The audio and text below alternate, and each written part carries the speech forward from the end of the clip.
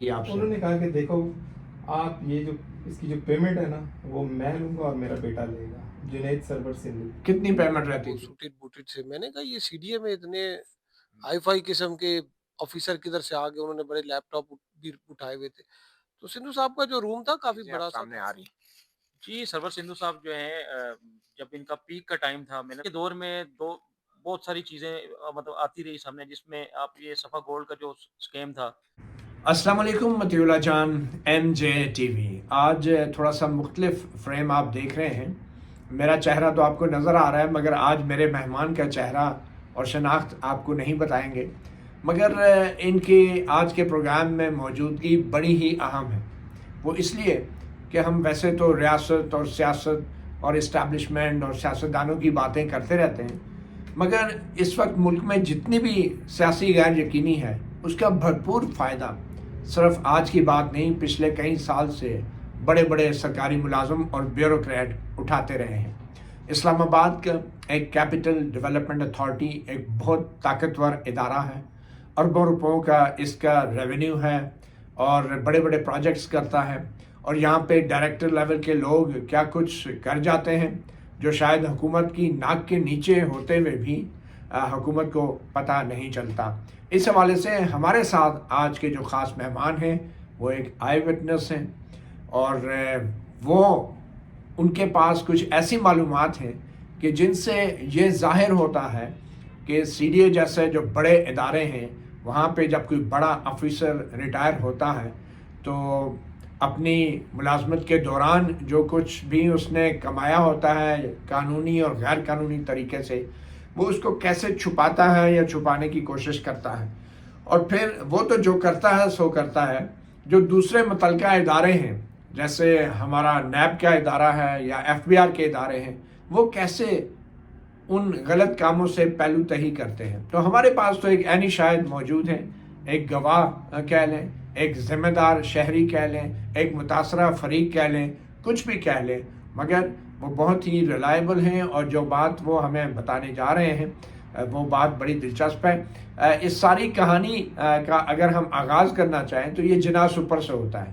جناح super اسلام آباد کے علاقے کی ایک پوش مارکیٹ ہے، اور وہاں پہ کچھ عرصہ پہلے پبلک پلیس کے اوپر دو افراد آپس میں جھگڑ پڑے۔ ایک کوئی بہت سینئر ریٹائرڈ بیوروکریٹ تھے اور ایک نوجوان تھے، اور ان کو لوگوں نے چھڑایا، مگر اس جھگڑے کے پیچھے ایک بڑی ہی دلچسپ کہانی ہے جس پہ ہنسی بھی آتی ہے اور رونا بھی آتا ہے۔ تو سب سے پہلے تو ہم جاننے کی کوشش کرتے ہیں اپنے مہمان سے کہ بنیادی طور پہ اس جھگڑے کے جو ایک فریق تھے اور وہ جھگڑا ہوا کیسے، کیونکہ پھر تجسس پیدا ہوا کچھ لوگوں میں، ہم نے بھی جاننے کی کوشش کی کہ یہ جھگڑا کیا تھا۔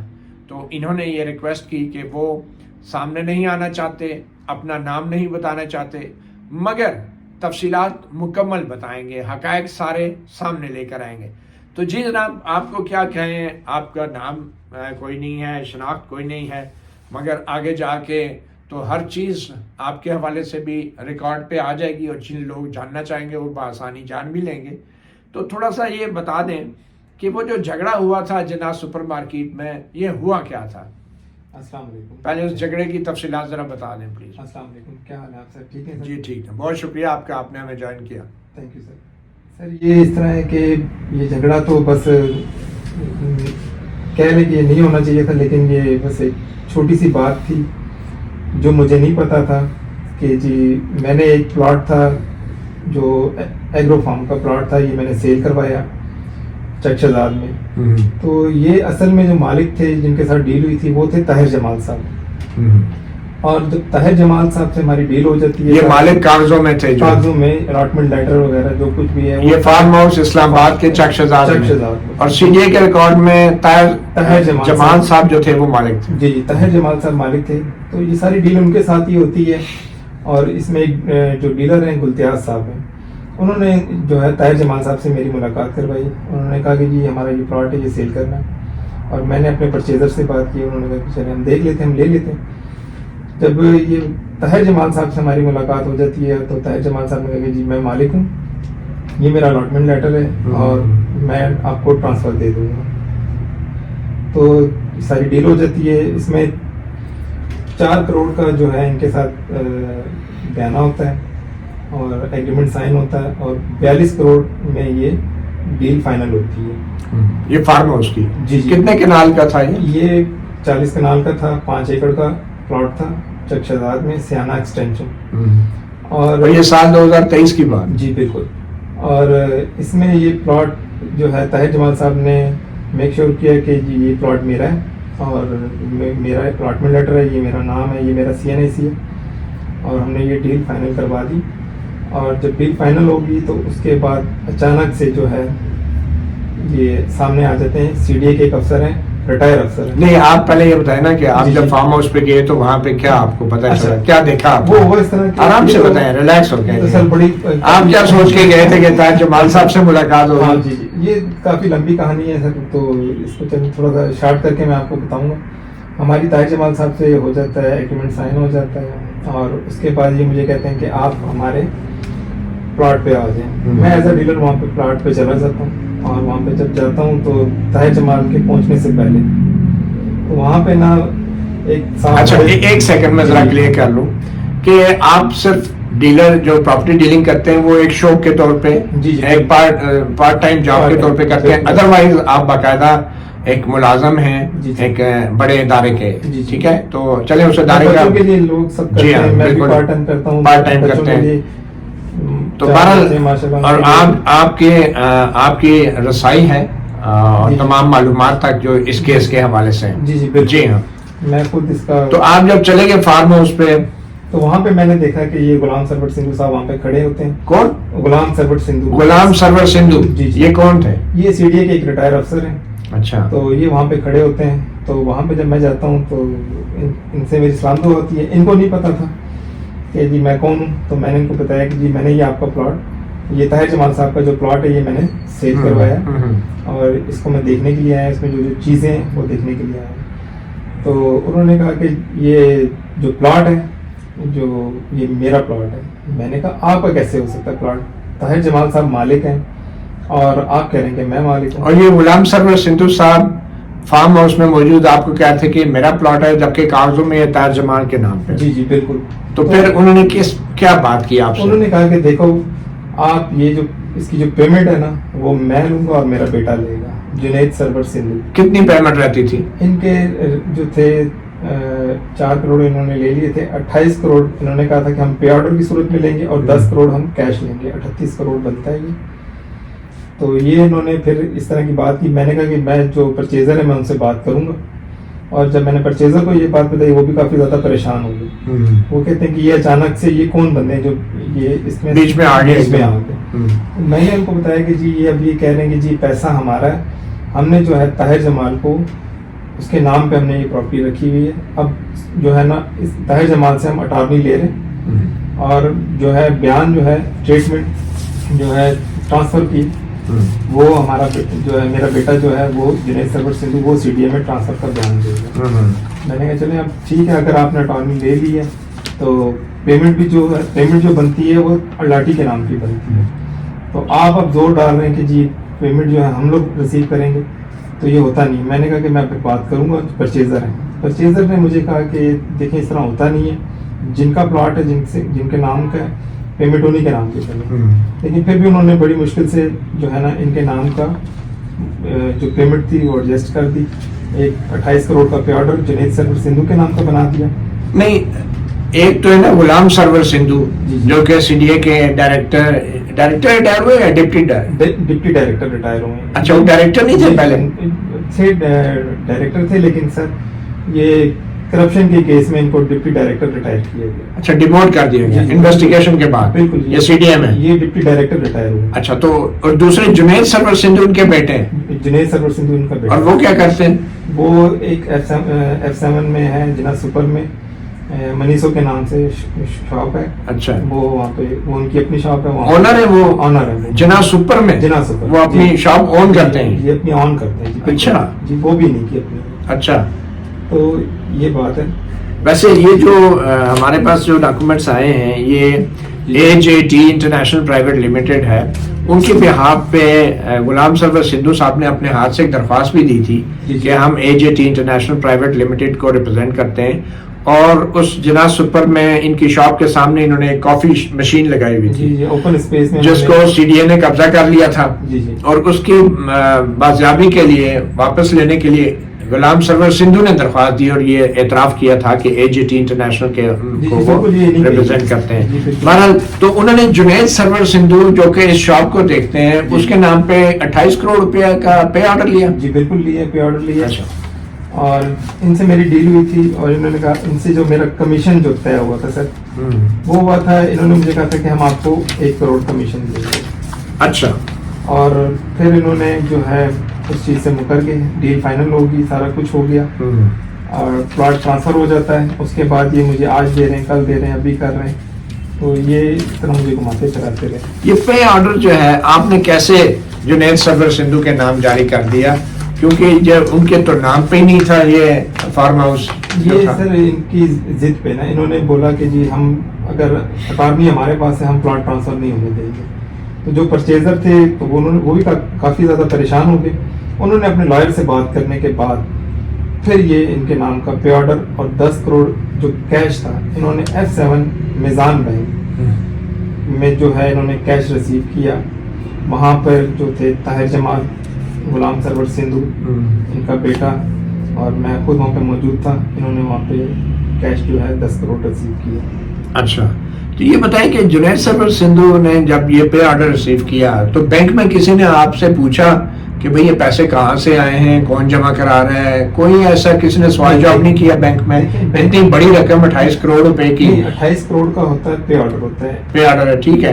की शक्ल में तो किसी ने पूछा जो है, जो हमने ट्रांसफर के टाइम परचेजर ने इनको जो है वहाँ पे CDA में रिसीव कराया और इन्होंने वहाँ पे बयान दिया कि जी मुझे 28 करोड़ मिल गए, और उसके बाद इन्होंने बयान दिया। और एक तरफ इनके वालिद साहब जो थे गुलाम सरवर सिद्धू, वो मीज़ान बैंक में मौजूद थे। तो आप ये कह रहे हैं कि CDA का एक डायरेक्टर गुलाम सरवर सिद्धू वो इस 40 करोड़ रुपए के फार्म हाउस का मालिक था, जो 42 करोड़ रुपए के, जो उसने कागजों में ताहिर जमाल नामी किसी शख्स के कराया हुआ था, बेनामी कराया हुआ था, और बाद में पेमेंट उसने जो 28 करोड़ की ली वो बेटे के नाम पे ली, और जो बेटा जो था उसके ऐसा कोई ज़राए आमदन नहीं थे जिससे वो जस्टिफाई कर सके। जी, उसके बाद क्या हुआ फिर? जी, इसके बाद इस तरह होता है कि जब ये 28 करोड़ का पे ऑर्डर लेके CDA में प्लॉट ट्रांसफ़र करते हैं, एक तरफ इनके जो वालिद साहब हैं जुनैद गुलाम सरवर सिद्धू, वो बैठे होते हैं मीज़ान बैंक में F7 में।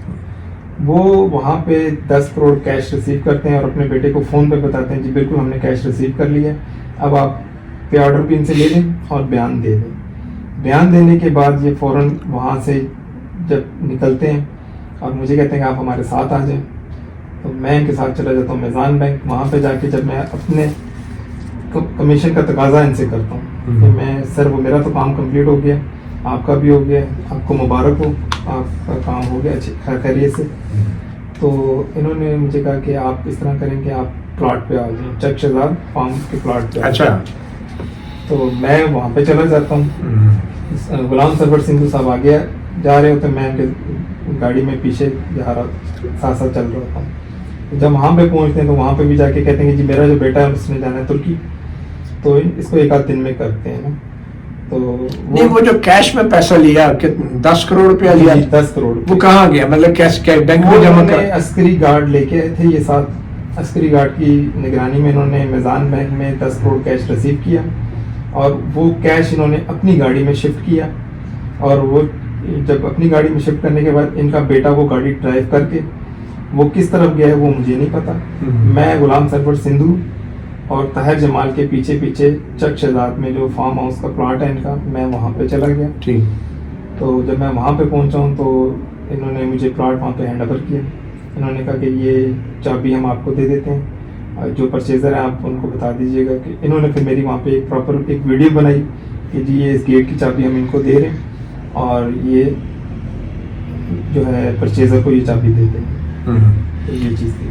तो वीडियो बनाई तो आपने वीडियो में जी मैं कुछ कहा, कुछ बोला आपने कि मैंने क्यों, बोला। क्या से आप ले रहे हैं, किसको दे रहे हैं आप? पहले तो मैंने उनको बोला कि आप मुझे वैसी चाबी दे दें। वो कहते नहीं, आप यहाँ पे सामने खड़े हो जाए तो मैं आपकी वीडियो बनाऊंगा ना। मैंने आप बना लें, वीडियो बना लें। तो मैंने उसमें कहा कि जी ये चक शहजाद का प्लॉट है, ये भी मैंने आज इनकी डील करवाई थी और ये सेल हो गया है। और ये गुलाम सरवर सिंधु साहब जो हैं ये पहले मालिक थे। ताहिर जमाल साहब तो कागजों में मालिक ताहिर जमाल हैं, लेकिन ये कहते हैं कि ये मैं मालिक हूँ। तो ये इनके मोबाइल में वीडियो भी है। तो इन्होंने मुझे कहा कि ये चाबी आपको दे रहा हूँ। हाँ। तो मैंने इनसे चाबी रिसीव की हाँ। और उसके बाद ये कहते हैं कि मैंने कहा कि आप देख लें, आप इसमें से जो सामान आपका है। उन्होंने कहा कि ये हमारी पुरानी 2-3 नहीं, जब आपने सिद्धू साहब का नाम लिया वीडियो में कि ये मालिक है, तो उन्होंने वो उस चीज पे गुस्से हो गए। वो उन्होंने वो वीडियो बंद कर दी। वो कहते हैं वो उस चीज पे नाराज हुए कि जी ये आप मेरा नाम ना लें। तो अच्छा। ये मालिक ताहिर जमाल है। मैंने कहा ताहिर जमाल तो नहीं, अभी पेमेंट भी तो आपने ली है।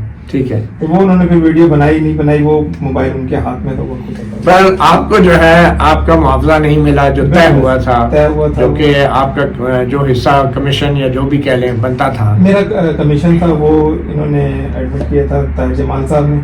ताहिर जमाल ने कहा था कि प्लॉट सेल हो जाएगा तो आपको आपका कमीशन मिल जाएगा। हालांकि जो परचेजर थे वो काफ़ी ज़्यादा नाराज़ भी हुए इस बात पे कि जी उनका प्लॉट आपने सेल भी करवा दिया। उनको चाहिए था कि अच्छे तरीके से आपको रुखसत करते।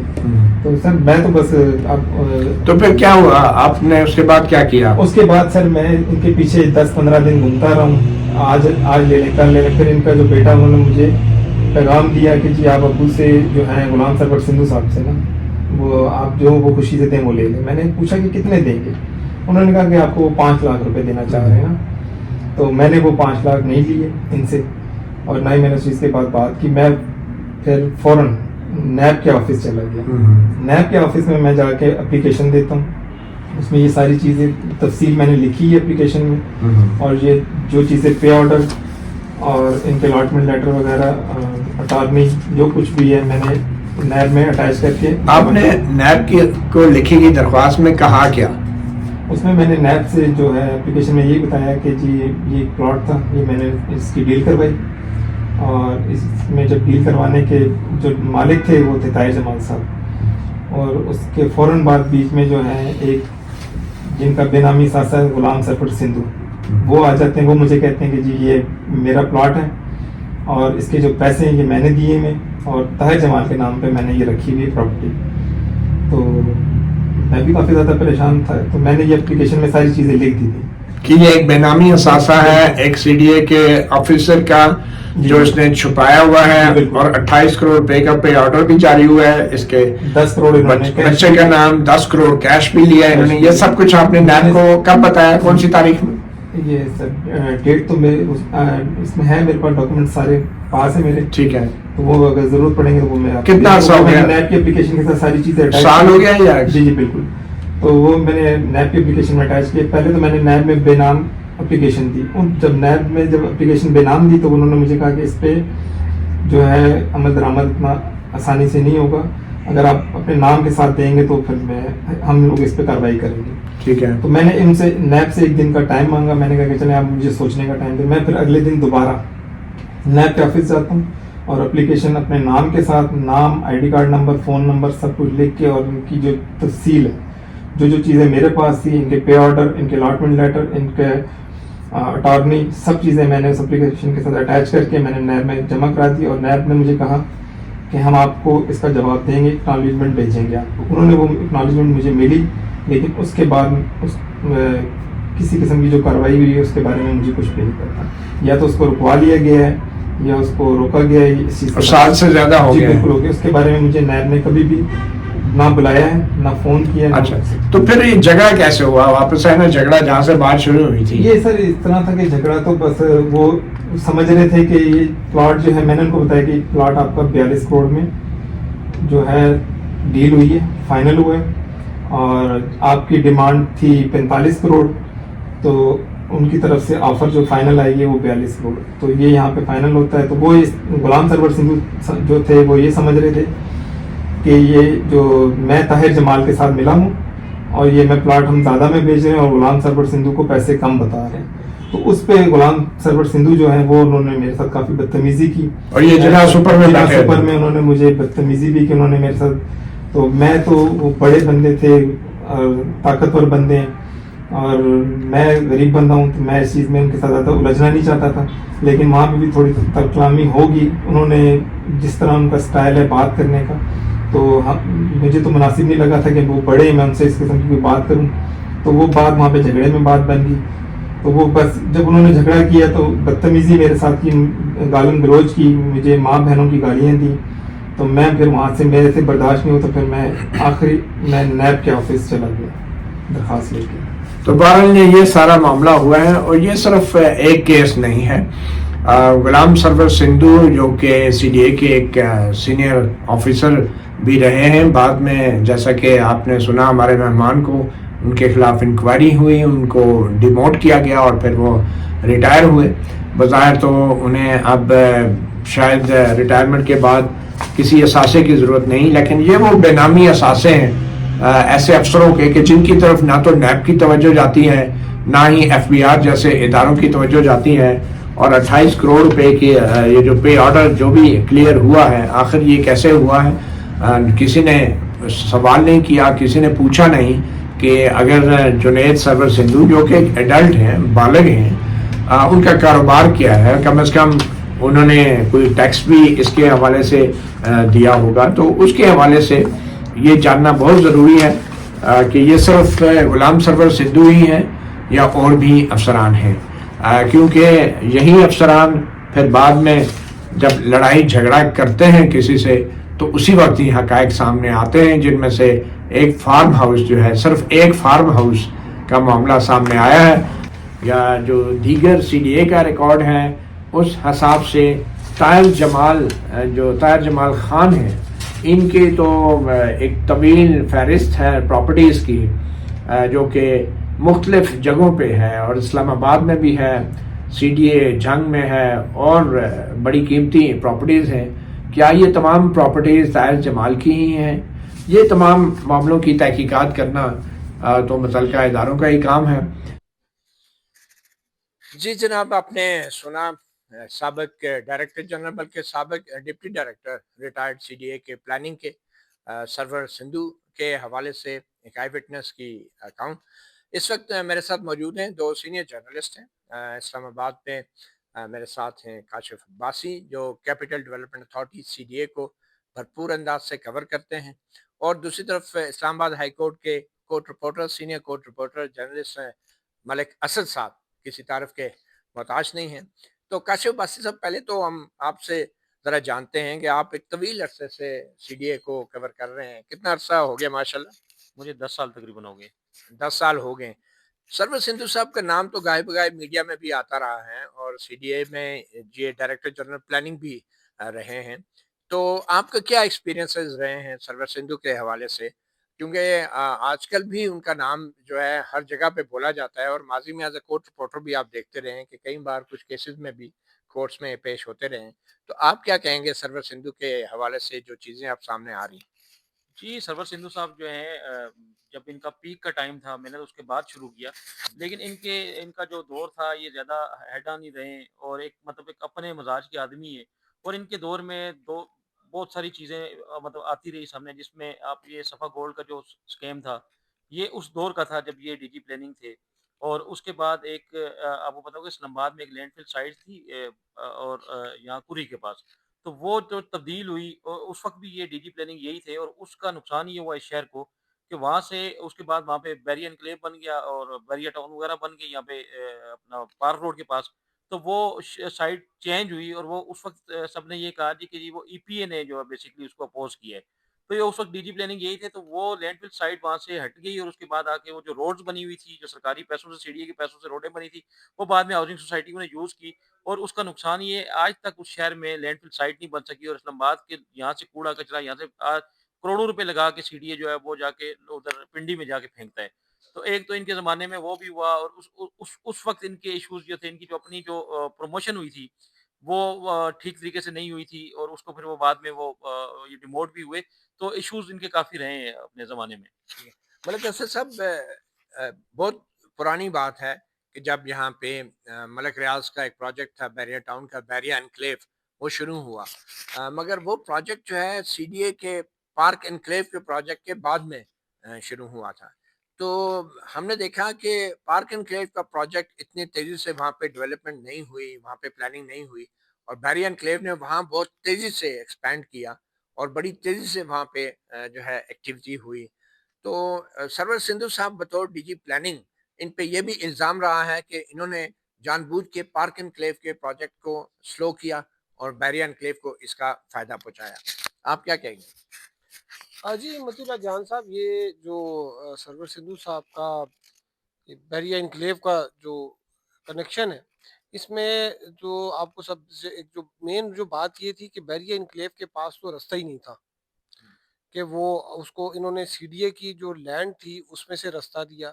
اس کے اوپر باقاعدہ عدالت میں جو ہے وہ پروسیڈنگ ہوئی تھی اور ان کا نام آیا تھا کہ جی انہوں نے جو ہے یہ بڑے ہاٹ واٹرز میں رہے اس کیس میں جب یہ چل رہا تھا ایک تو یہ تھا کہ وہ وہاں پہ پارک انکلیو جو تھا اس وقت جب سٹارٹ ہوا تو کنال 1,20,00,000 روپے کا تھا تو ابھی وہ پروجیکٹ جو تھا پارک انکلیو کا وہ جب آیا تو ایک ہفتے بعد کے 2 ہفتے بعد یہ بیریا انکلیو کا پروجیکٹ آ گیا اور اس کی پرائس جو تھی اس سے آدھی تھی 60 لاکھ روپیہ کنال تھا اور اس کی جو ایکسس تھی وہ بھی اس سے پہلے تھی اور وہ سی ڈی اے کی لینڈ تھی جہاں سے انہوں نے وہ ایک راستہ دیا بیریا انکلیو کے لیے اور جو مجھے ایک بار یاد پڑتا ہے یہ اس وقت ڈپٹی ڈی جی پلاننگ تھے تو میں ایک دفعہ ان کا آفس گیا تو وہاں پر کچھ لوگ بیٹھے ہوئے تھے بڑے جناب وہ سوٹڈ بوٹڈ سے میں نے کہا یہ سی ڈی اے میں اتنے ہائی فائی قسم کے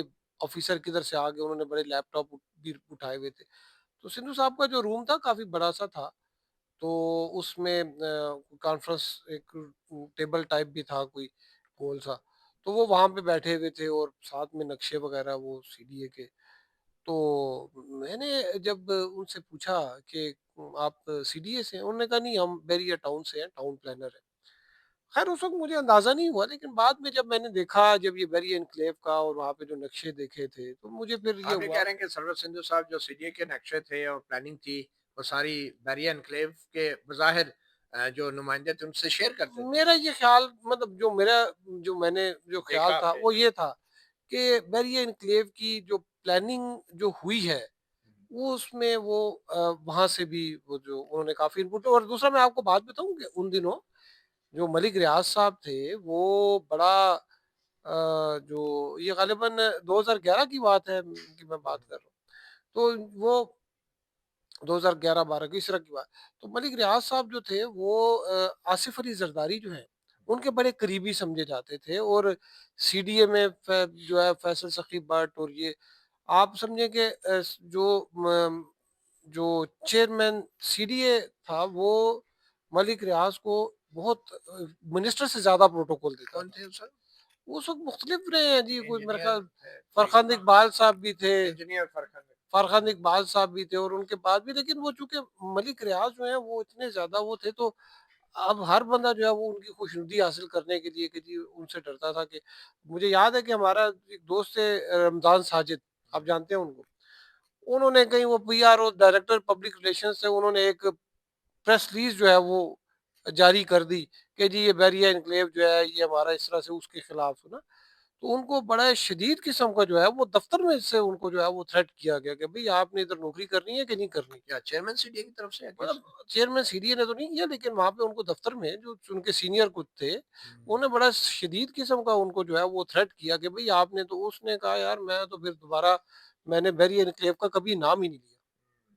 چلیں کاشف باسی صاحب سی ڈی اے کے حوالے سے آپ کا اوورال کیا امپریشن ہے اب یہ سرور سندھو تو چلیں ایک انڈیویجول ہیں ایک کیس ہے وہاں پہ جو ڈی جی پلاننگ کا جو عہدہ ہوتا ہے جس پہ سرور سندھو ایک طویل عرصے رہے اور شاید بقول آپ کے کہ ان کی پروموشن بھی جو ہے وہ انلیگلی ہوئی تھی اور پھر وہ ریورٹ بھی ہوئے اور پھر وہ ریٹائر بھی شاید ایز اے ڈپٹی ڈائریکٹر ہوئے یا کچھ تو کیا آپ کا امپریشن ہے سی ڈی اے کے حوالے سے نہیں میرے خیال میں ریٹائر تو وہ ڈی جی سیوک مینجمنٹ ہوئے تھے لیکن ان کے دور میں بڑی کوشچنیبل چیزیں بھی ہوئی ہیں جس میں آپ کو پتہ ہے ایک ڈپلومیٹک شٹل سروس جو وہاں پہ لانچ کی گئی تھی ڈپلومیٹک انکلیو کے باہر اپنے ہی ملک کے شہریوں کو وہاں اندر لے جانے کے لیے، اور ایک کلومیٹر کا بھی ڈسٹینس نہیں ہے، اور بڑا اس کی بڑے پیسے چارج کیے جاتے ہیں، اور وہ بھی یہی تھے جب ان کے دور میں شروع ہوئی۔ اور اس کے علاوہ اور بھی بہت ساری چیزیں ہیں جس پہ ان لوگوں نے ان پہ کوشچن بڑے ریز کیے، اور ایک سی ڈی اے کے پرانے ممبر تھے، ممبر پلاننگ رہے ہیں مصطفین کاظمی صاحب،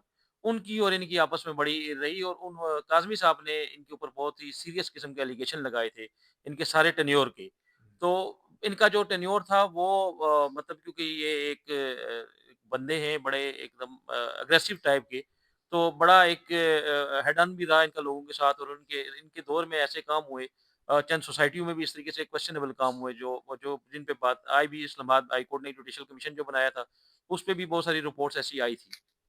اچھا، ان کے حوالے سے یہ بھی ہے کہ انہوں نے اپنے ہی بیٹے کے نام پہ یہاں پہ اسلام آباد میں جو فوڈ کیاسکس ہیں، جو کہ آؤٹ لیٹس ہیں، بہت سی جگہوں پہ ان کے لیے پرمٹس بھی جاری کیے، جو ابھی تک ایویڈنسز جو سامنے آئے ہیں، اور اس پہ شاید انکوائریاں بھی ہوتی رہی ہیں، اور اسلام آباد کی دیگر جگہوں پہ بھی ان کی کافی انویسٹمنٹ ہے۔ اور اس حوالے سے سی ڈی اے کا جو محکمہ ہے، وہ کیا وجہ ہے کہ ایسے سینئر افسران کے خلاف کوئی ٹھوس کارروائی نہیں کر پاتا، اور کسی کو آج تک مثال نہیں بنایا جا سکا؟ کیا وجہ ہو سکتی ہے اس کی؟ اچھا، جہاں تک آپ انویسٹمنٹ کی بات کر رہے ہیں، میرے پاس تو اس کا نالج نہیں ہے، لیکن جو آپ بات کریں پاسز کی، تو وہ پچھلے دنوں یہ چیز سامنے آئی تھی، اور وہ مجھے بھی کسی نے بھیجے تھے ان کے پاس۔ وہ ان کے بیٹے کے نام تھے 5 پاسز، جو کافی ان ویل، یا مطلب کوئی جو موبائل سسٹم پہ وہ ہیکر پاس تھے 5۔ پہلی تو بات ہے وہ ڈی جی رہے ہیں، اتنا عرصہ انہوں نے سرو کیا ہے، پورے شہر کے وہ آل اینڈ آل تھے، تو ان کو اس طرح کی پاسز لینا اور وہ بچے کے نام پہ لینا ویسے بھی نہیں لینے چاہیے تھے، اخلاقی طور پہ بھی، مطلب ایک ایسا عہدے پہ رہیں۔ لیکن ان کا یہ کہنا تھا جی کہ میرا بیٹا کیونکہ کافی کا بہت ایکسپرٹ ہے، اور وہ بہت ہی اچھی کافی اچھا، آپ نے پوچھا بھی تھا جی ان جی میں سے؟ نے پوچھا تھا، انہوں نے مجھے اچھا کہا تھا کافی اسپیشلسٹ ہے، اور اچھا، اس نے پاس لیے تھے، اور وہ کہتے ہیں کہ اس میں میرا کوئی لینا دینا نہیں تھا، میرے بیٹے نے لیے کیونکہ میرٹ پہ لیے تھے۔ ایکسپرٹ تھا، میرٹ پہ لیے، اور اس نے ان کو یوز نہیں کیا۔ ان کا یہ بھی کہنا ہے کہ انہوں نے وہ آکر پاس یوز نہیں کی، وہ بعد میں سی ڈی اے نے کینسل ڈی ایم اے نے کینسل کر دیے تھے۔ ٹھیک ہے۔ اچھا، آپ کچھ اور بتانا چاہیں گے؟ اسلام آباد کی اس وقت تو جو انکروچمنٹ کی صورتحال ہے، وہ تو ہمیشہ سے ہی خراب رہی ہے، لیکن ابھی بھی اسلام آباد میں کچھ جگہوں پہ جہاں پہ مطلب کمیونٹی کی جو پلیسز ہیں، وہاں پہ ابھی بھی کچھ انکروچمنٹس ہیں، اور اسلام آباد میں اس وقت کیا ہو رہا ہے آپ کے خیال میں؟ جی، یہ تو بڑا سمپل سا ہے متی صاحب، میں آپ کے ساتھ ایک راؤنڈ لگاتا ہوں شہر کا، تو آپ باہر نکلیں تو آپ کو پتہ چل جائے گا۔ ایون آپ دیکھیں، ہم بات کرتے ہیں سی ڈی ہیڈ کوارٹر کی، اسی ہیڈ کوارٹر کے ساتھ کی جو ساتھ مارکیٹ سے جڑی ہوئی ہیں، ان مارکیٹس کی آپ حالت دیکھ لیں، ایون جو ورانڈا جو ہوتا ہے وہ ہو گیا، جو سیٹ بیک، مطلب اب پبلک کے گزرنے کی بجائے جو سارے ورانڈیز ہیں، ان میں لوگوں نے، ہوٹل والوں نے، کسی نے کچن بنایا ہوا، کسی نے کیا بنایا ہوا۔ اور ایک بڑی میں آپ کو ٹیکنیکل بات بتاتا ہوں، یہ اسلام آباد میں سے انکروچمنٹ ختم کیوں نہیں ہوتی؟ اس کی بنیادی وجہ یہ ہے کہ یہ کسی پلاننگ کے تحت کوئی آپریشن نہیں کیا جاتا، کچھ بھی نہیں، یہ کرتے ہیں رینڈم آپریشن۔ مثلا ایک دن آپ کو انفورسمنٹ یہ سارے گھر توڑتے نظر آئیں گے بریمام میں، اچھا ادھر سے جب یہ اپنے ڈیٹرس کریٹ کر دیتے ہیں اور تھوڑا سا اپنا ماحول بنا دیتے ہیں، تو پھر وہ چھوڑ دیتے ہیں آپریشن۔ وہ کیوں چھوڑتے ہیں آپ بہتر سمجھتے ہیں، اللہ جانے کیوں چھوڑ دیتے ہیں۔ اگلے دن وہ آپ کو نظر آئیں گے G10 میں، اچھا آپ G10 جائیں گے تو پھر آپ کو پتہ چلے گا I-14 میں آپریشن۔ تو یہ رینڈم آپریشن کرتے ہیں، اس آپریشن سے بجائے انکروچمنٹ کم ہونے کی وہ بڑھتی ہے۔ اس کی وجہ یہ ہوتی ہے کہ یہ آپریشن کر کے آتے ہیں یا کوئی سیٹنگ کر کے آتے ہیں، اللہ جانے کیا کرتے ہیں، اس کے بعد وہاں پہ دوبارہ انکروچمنٹ ہو جاتی ہے۔ تو وہ تو آپ دیکھیں پورا آپ کا شہر جو ہے، وہ اسلام آباد جو اس وقت جو منظر پیش کر رہا ہے، مطلب پچھلے 8-10 سالوں سے، آپ اپارا مارکیٹ میں جائیں، آپ ستارہ مارکیٹ میں جائیں، آپ جناح سپر مارکیٹ میں جائیں، آپ تو پیدل چلنا محال ہے، آپ کی جو پبلک کی جو پلیسز ہیں وہ ساری انکروچ ہیں۔ بالکل صحیح۔ اچھا ملک صاحب، آپ اسلام آباد ہائی کورٹ کو بہت کلوزلی کور کرتے ہیں، وہاں پہ کیا اس طرح کے کیسز نہیں آتے؟ اور اسلام آباد ہائی کورٹ کے ججز جو ہیں، کوئی آرڈرز جاری کرتے ہیں ایسے ٹھوس احکامات جن کے اوپر عمل درآمد ہو، اور کچھ پبلک کی کوئی ویلفیئر ہو اسلام آباد میں، خاص طور پہ انکروچمنٹ کے حوالے سے؟ اور سی ڈی اے کے اندر کرپشن کے جو معاملات ہیں، وہ کیوں نہیں منظر عام پہ آتے، اور اس کے حوالے سے ہماری عدالتیں کیا کر رہی ہیں؟ آج کل عدالتیں بڑے بڑے کام کرتی ہیں، تو یہ تو چھوٹے چھوٹے مسائل ہیں، تو عدالتیں تو آج کل ان کے ایشوز جو ہیں، جو وہ آئینی بینچ بنے ہوئے آئینی بینچ بنے ہوئے، اب تو یہ معاملات آئینی بینچ میں جایا کریں گے کہ جی ہیں۔ وہاں پہ انکروچمنٹ ہو گئی ہے، ہاں، کیونکہ نیچے سے تو اپیلیں آتی ہیں، وہ تو کسی کو تو اب تو عدالتوں کا دیکھیں، کورٹس نے یہاں پر بڑے اس طرح کے معاملات ٹیک اپ کیے ہیں، لیکن ان میں بھی جس طرح سے کاشف عباسی جو ہیں انہوں نے بتایا کہ کوئی ہم آہنگی نہیں ہے نا، کوئی انکنسسٹنسی ہوتی ہے کہ آج جناب وہ مطلب لیٹ سے کہ میں آپ کو جسٹس گلزار جو چیف جسٹس تھے، तो वो कहीं उन्होंने देखा तो उन्होंने कहा जी ये तो जंगला बस है जी, मेट्रो बस का उन्होंने कहा जंगला बस है। अच्छा, वो फिर और उन्होंने जिन्होंने नस्ला टावर करवा दिया था कराची में। हाँ, फिर उन्होंने एक दफ़ा वो कहीं कश्मीर हाईवे से है तो उन्होंने कहा जी ये यहाँ पे कोई फूल बूटे नहीं लगे हुए, तो उन्होंने कोई फूल बूटे लगा दिए, वॉशरूम भी तो बनवा दिए थे। वॉशरूम भी बनवा दिए और लोग ऐसी बड़ी हाई स्पीड पे आते हुए इधर रोक के वॉशरूम यूज हाँ, करते हैं। कि वो अब उन्होंने को बैठने की कहा जी, तो वो कश्मीर हाईवे पे 2-3 जगह पे वो बैठने की वहाँ पे जो है वो आप कभी जाएँ तो वहाँ पे तो आम लोग तो बैठते नहीं हैं। ये कोई ये एडिक्ट जो होते हैं, क्योंकि वो जगह नहीं है ना बैठने की, आप ना वहाँ पे कुछ मगर लेना अदालतें जो हैं इस मामले में खास तौर पे इस्लामाबाद हाई कोर्ट में जो सीडीए से रिलेटेड केसेस हैं, तो वो आपने कभी देखा किसी केस में कोई ठोस अहकाम जारी हुआ? देखिए, ठोस अहकामात जो अभी जो फ़िलहाल जो है वो एनक्रोचमेंट के हवाले से कोई इतना मैंने कोई बड़े वो उन्होंने नहीं मैंने देखा कि कोई उन्होंने इज्तिमा हाँ, स्केल पे या इतना ये पीछे ये एक शोरूम्स वाला एक इश्यू आया था, अच्छा। तो उसपे उन्होंने कहा जी कि एक मरबूत एक स्कीम सी बना के दें। जो अच्छा, मार्केटों में फुटपाथों में गाड़ियाँ खड़ी कर गाड़ियाँ खड़ी देते हैं, हुई थी गाड़ियाँ वो जी, बेचने जी। वाले। ये वाला एक केस जस्टिस बाबर सितार के पास आया था। ठीक। उसका जो फिर ये थोड़ा-सा ये हो गया कि अब वहाँ पे ये जो गाड़ियों का खड़े करने का जो है वो जिस तरह F7 में सही। पेड जो वो है गाड़ियाँ उनसे पास टैक्स करने लेना शुरू कर तो दिया। टैक्स लेना तो इसमें कम से कम ये है कि फ्री में वो यूज़ अच्छा, जो आपने बात की ना सीडीए की और अदालतों की, तो मैं आपको बताऊँ अदालतें तो चले जो भी करती हैं, अदालतों से पहले सीडीए का एक लॉ विंग भी है। वो लॉ विंग जो है मुबैना तौर पे उसकी जो परफॉर्मेंस है और बहुत सारे केसेस में जो सीडीए के अपने लॉयर होते हैं वो दूसरी पार्टियों के साथ मिल जाते हैं और वो मिल के एक ऐसी गोलमोल सी स्टेटमेंट देते हैं वो उसको फेवर करने के लिए उस बंदे को कि जैसे पिछले अरसे में एक यहाँ आई 10 या आई 11 में एक प्लाट था वो इंडस्ट्री का प्लाट था तो बंदे ने ये क्लेम किया कि जी इस प्लाट में तो अपना एक कब्र थी तो मैं तो ये प्लाट नहीं लूंगा इसको किसी ने लारा लगाया था कि मैं कमर्शियल प्लाट लेके दूंगा कन्वर्ट करवा के दूँगा। तो वो सीडीए के लॉयर ने बगैर सीडीए की अथॉरिटी से पूछे बगैर उसने खुद ही एक स्टेटमेंट दे दी कोर्ट को जी कि जी हम इसको दूसरा प्लॉट दे देंगे। तो वो बाद में जो है ना उसके बड़े ऊपर बड़ी इंक्वायरी भी तो इस तरह बहुत सारे केसेज़ हैं सीडीए के, वो जो सही तरीके से प्लीड भी नहीं किए जाते। तो इस पे जो कबर खोदी तो कुछ भी नहीं था। तो इस तरह इसको लॉ विंग जो है ना इसको भी ज़रा देखने की ज़रूरत है, खाली अदालतों का ही नहीं इसमें कुछ और। चलें जी, बहरहाल देखने की तो ज़रूरत है बहुत से मामलात को। ये सिर्फ़ एक मिसाल है और क्योंकि हम ज़्यादातर सियासी और आइनी और अदालती मामलात पे बात करते हैं, लेकिन आम आदमी जो आम लोग, जो कि बड़े-बड़े सीडीए जैसे ताकतवर इदारों में करप्शन से रोज़ाना की बुनियाद पे मुतासर होते हैं, उनकी हम बात नहीं कर पाते। तो एक आपने मिसाल सुनी, ये सिर्फ़ एक सीडीए के अफ़सर की कहानी है, मगर ऐसी बेतहाशा कहानी है, जो शायद सीडीए के मामूल के मुताबिक जो बीट के रिपोर्टर्स हैं वो उस अंदाज से रिपोर्ट नहीं कर पाते। काशिफ बासी क्योंकि एक बड़े अंग्रेजी रोजनामे के सहाफ़ी हैं तो ये धड़ल्ले से बहुत सी चीज़ों को रिपोर्ट कर पाते हैं। मगर ये बदकिस्मती की बात है कि सीडीए जैसे इदारे के अंदर बहुत सी हुकूमतें आई और गई। यहाँ पे हमने सियासतदानों के हवाले से करप्शन के इल्ज़ामात की खबरें तो सुनी और बड़े-बड़े वज़ीर-ए-आज़मों को भी करप्शन के इल्ज़ाम में फ़ारग किया गया।